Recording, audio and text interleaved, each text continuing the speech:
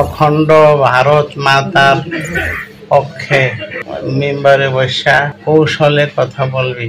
চিন্ময় কৃষ্ণ মহাপ্রভুর জামিনের ব্যাপারে কৌশলে কথা বলবি। আপনারা ইতিমধ্যেই জেনেছেন ইসকন মসজিদের খতিব ইমামকে গুম করা হয়েছিল, গুম করেছিল ইসকন। তো পরবর্তীতে তেনাকে ভারতের বর্ডারে পেয়েছেন, পাওয়ার পরে তিনি বর্তমান হাসপাতালে চিকিৎসাধীন অবস্থা আছেন। চিকিৎসা নেওয়ার পরে তিনি সাক্ষাৎকারে এমন কিছু তথ্য দিয়েছেন, ভয়ানক তথ্য দিয়েছেন, আপনাদেরকে অবশ্যই দেখাবো। প্রথম থেকে শেষ পর্যন্ত যদি আপনারা শুনেন তেনাকে কিভাবে গুম করা হয়েছে, কেন গুম করা হয়েছিল, কি কারণ, উদ্দেশ্য কি ইসকনের, ইসকন কি কি চিঠি দিয়েছিল কৃষ্ণ প্রভুকে যেন বের করা হয়, জামিন দেয়া হয়, ইত্যাদি ইত্যাদি, অখণ্ড ভারত সম্পর্কে যেন কথা বলা হয়, এই ধরনের কিছু কথা বলেছিল। আমরা অবশ্যই সম্মানিত ইমাম সাহেবের মুখ থেকেই আমরা অবশ্যই শুনবো। এজন্য ধৈর্য সহকারে ভিডিওটি দেখবেন ইনশাআল্লাহ। তারপরেই আরো কিছু কথা, গুরুত্বপূর্ণ ইনফরমেশন, গুরুত্বপূর্ণ কথা আপনাদেরকে অবশ্যই শোনানো হবে। এজন্য প্রথম থেকে শেষ পর্যন্ত ভিডিওটি কন্টিনিউ করবেন। তো কথা নয়, আমরা এখন শুনবো কি বলেছেন, কেন ইসকন গুম করেছেন, কেন তেনাকে এইভাবে নির্যাতন, অমানবিক নির্যাতন করা হলো, এর কারো উদ্দেশ্য কি, আমরা এই মুহূর্তে অবশ্যই জানবো ইনশাআল্লাহ। অখণ্ড ভারত মাতার পক্ষে মেম্বারে বসা কৌশলে কথা বলবি। চিন্ময় কৃষ্ণ মহাপ্রভুর জামিনের ব্যাপারে কৌশলে কথা বলবি। বলবি যে তাকে আটকে রাখা ঠিক হচ্ছে না। এনসিপি বাংলাদেশের, এনসিপি পূর্ববঙ্গের 1 নম্বর শত্রু। মুসলমান মেয়েরা হিন্দু ছেলেদের সাথে প্রেমে বাধা নেই, এই আমাদের কথা মতো এই সাইডটা কথা বলবি। মহিবুল্লাহ মিয়াজি, টঙ্গী, বিটিসিএল কেন্দ্রীয় মসজিদের খতিব। আমি গতকাল হাঁটতে বাইরে ছিলাম 7টার দিকে। এর আগে বিগত এই ডিসেম্বর মাসে থেকে, ডিসেম্বর, ফেব্রুয়ারি, জুন, আগস্ট, এই 4 মাসে, 4টা, এই কয় মাসে মানে ডিসেম্বর, ফেব্রুয়ারি, জুন, আগস্ট, এই কয় মাস হয়, এই কয় মাসের ভিতরে 4টা চিঠি দিছে বেনামি। মানে প্রথম চিঠিটা লেখছে আপনি করিয়া, এরপরে চিঠি লেখছে তুমি করিয়া, এরপরে লেখছে তুই করিয়া। লেখছে যে তুই আমাদের কথা মোতাবেক এই অখণ্ড ভারত মাতার পক্ষে মেম্বারে বসা কৌশলে কথা বলবি। কারণ পূর্ববঙ্গের ভারত ছাড়া আপন কেউ নাই। 2 নম্বরে লেখছে ইসকনের মহাপ্রভু চিন্ময় কৃষ্ণ মহাপ্রভুর জামিনের ব্যাপারে কৌশলে কথা বলবি। বলবি যে তাকে আটকে রাখা ঠিক হচ্ছে না। এরপরে 3 নম্বরে লেখছে হইল এই পূর্ববঙ্গের সব ধর্মভিত্তিক দল, বিএনপি, এনসিপি, এদের সকলের বিরুদ্ধে মেম্বারের বসা কৌশলে কথা বলবি। এনসিপি বাংলাদেশের, এনসিপি পূর্ববঙ্গের 1 নম্বর শত্রু। 3 নম্বর।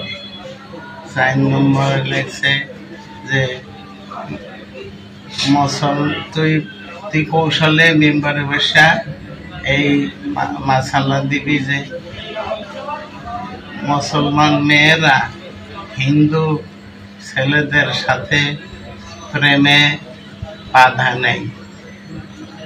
এই এই আমাদের কথা মতো এই সাইডটা কথা বলবি, আর না হলে তোর মৃত্যুদণ্ড দেওয়া হবে। এই এরপরে এই 4টা চিঠি আমি বেনামি, যেহেতু এই উড়ো চিঠি এই সিরিয়া ফেলাই দিছি, কাউরে বলি নাই, গন্ডগোল লাগবে, খালি খালি ঝামেলা করে লাগবে। আর জানতাম আমার প্রস্তাব বলছিল যে উড়ো চিঠিতে গান দিতে হয় না, এলে আরো বেশি করিয়া চারটা ধরে।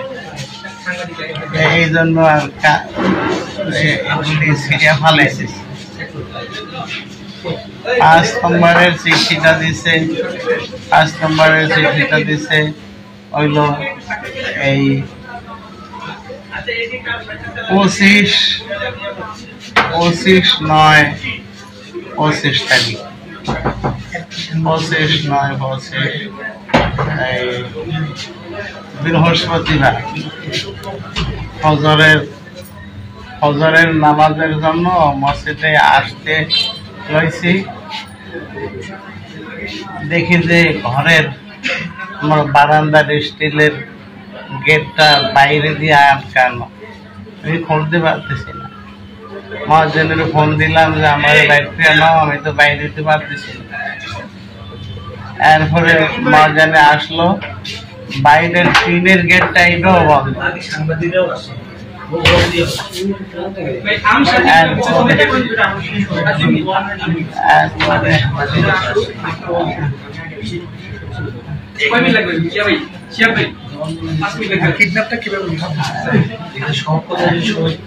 এরপরে এই পঞ্চম চিঠিটা সেক্রেটারি, ক্যাশিয়ার আর আমার 3 জনের লক্ষ্য করিয়া লাগছে যে তোরা এগুলি ঠিকঠাক মতো আমাদের কথা মতো করবি, তোদের ক্ষতি বেড়ে এইভাবে বলতে বল, আর না হলে তোদের সবার মৃত্যুদণ্ড দেওয়া হবে। এবং তোদের এই স্ত্রী, মেয়ে, এদের কাউরে খারাপ কথা লাগছে যে ইয়া থেকে, দর্শন থেকে বাঁচাতে পারবি না। আর লাগছে যে এবার তোদের খতিবের ঘরে পেট্রোলের আগুন ধরবে। 6-7 মাস আগে আমার বারান্দায় আগুন লাগছিল, তো তখন মনে করছে শর্ট সার্কিট থেকে লাগবে, অনুমান করছিলাম যে শর্ট সার্কিট থেকেই। এইটার ভিতরে লাগছে এইবার পেট্রোলের আগুন। এখন সন্দেহ হয়েছে যে এই প্রথমটা তাহলে স্বাভাবিক আগুন ছিল না। এরপরে এই 21/10 তারিখ পরশু দিন মসজিদের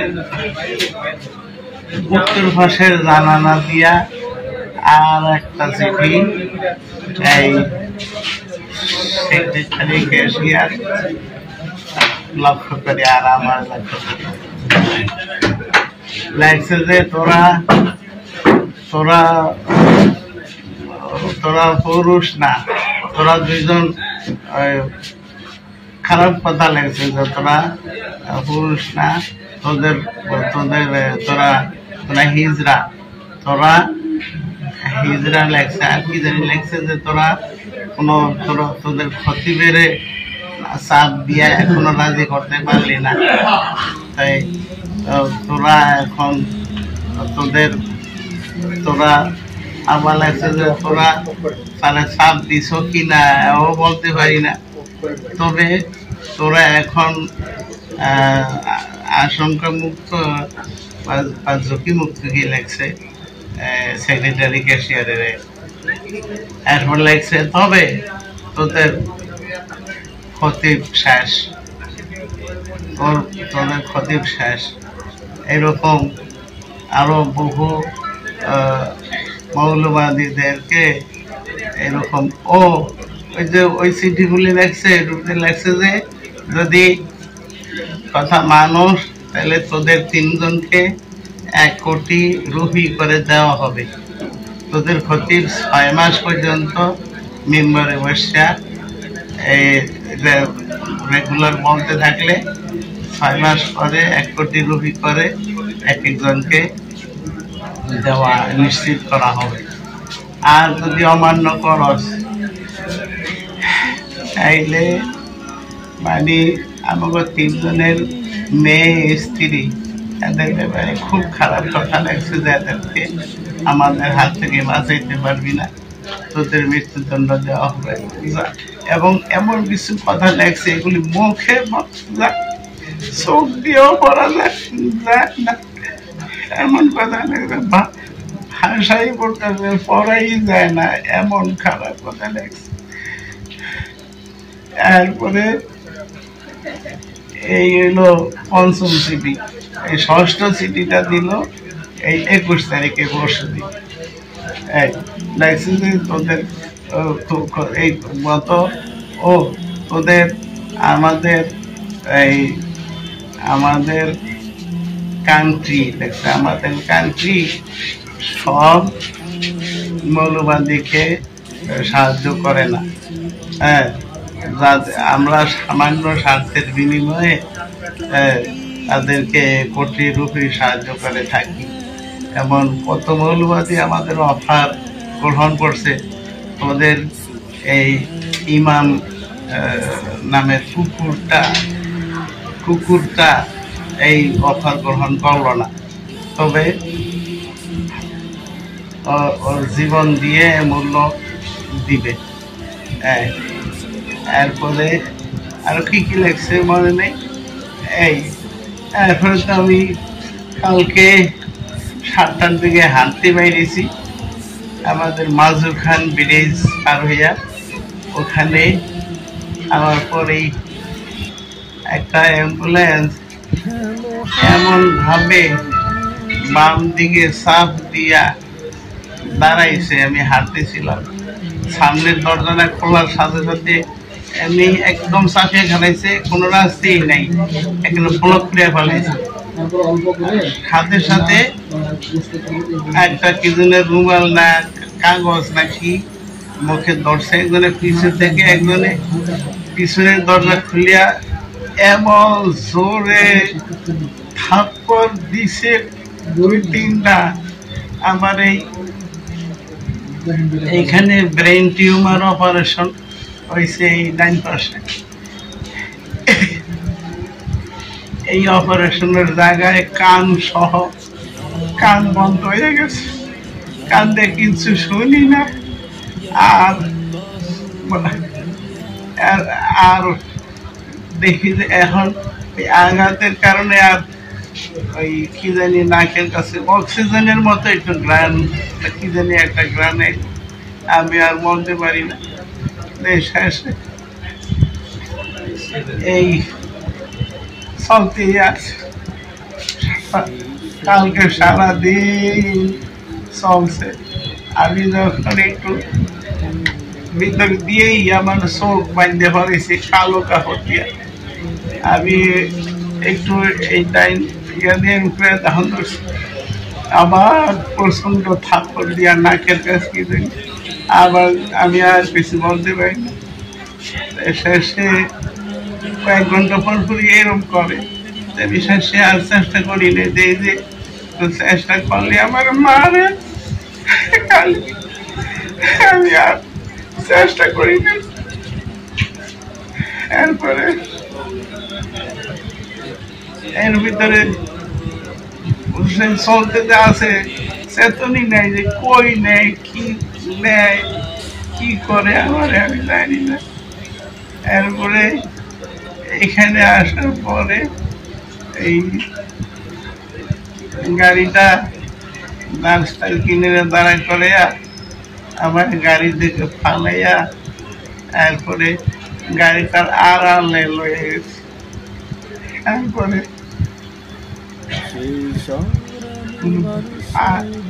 কাছের আমি অনুভব করলাম, শক্ত বান্ধাই অনুভব করলাম যে কাছের বোতলে পানি ভরিয়া তারপরে আমার এই দুই ডানা দুই রান অনেক অনেকবার মারছে, আমার পেটে অনেক জোরে লাথি মারছে অনেক, তারপরে কুপুর করিয়া আমার কোমরের উপরে বাড়াইছে,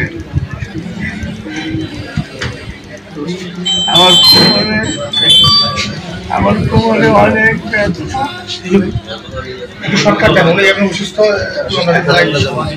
তারপরে আমার পায়ে জামা খুলে বাড়াইছে।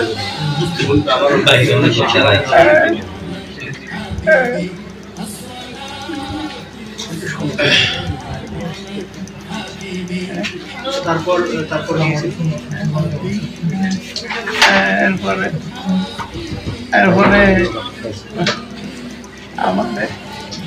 আমাদের উপর করিয়া আমার পায়ে জামা খুলে ফেলাইছে।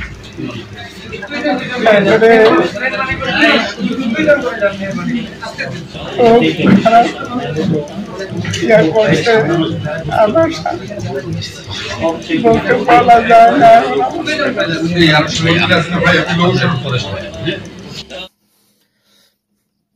আলহামদুলিল্লাহ, আপনারা অবশ্যই শুনেছেন।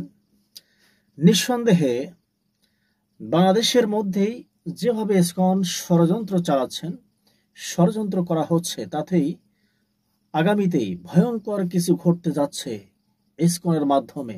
তারা ভারত, অখণ্ড ভারত, বাংলাদেশে যারা ইসকন আছেন, তো বিভিন্নভাবে তাদেরকে দিয়ে ষড়যন্ত্র চালিয়েছেন। সম্প্রতি সময় আপনারা জানেন, ইসকনের বিরুদ্ধে কথা বলতে গিয়ে একজন আইনজীবীকে, জামাতের আইনজীবীকে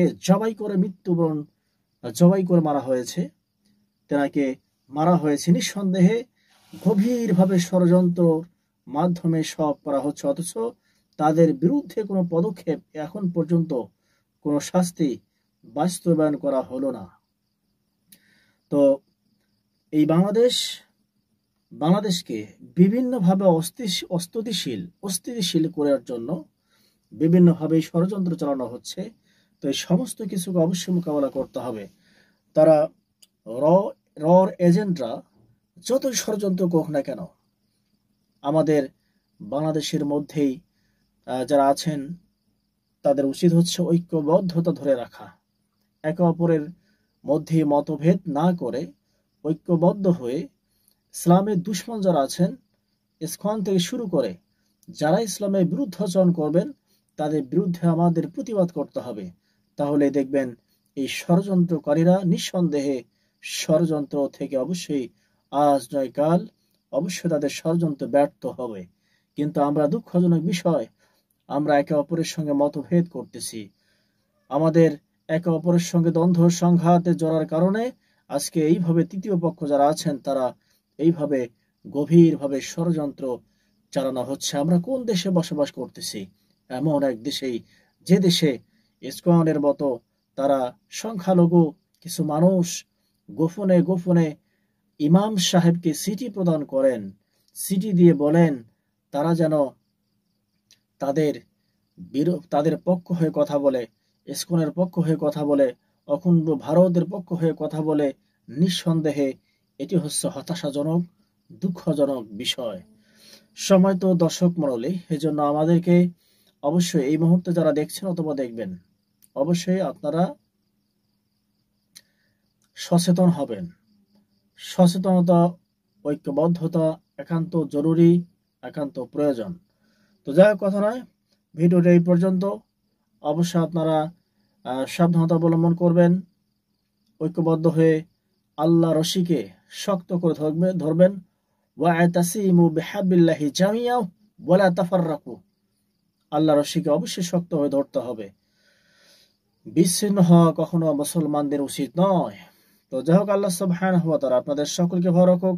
আসসালামু আলাইকুম ওয়া রাহমাতুল্লাহি ওয়া বারাকাতুহু।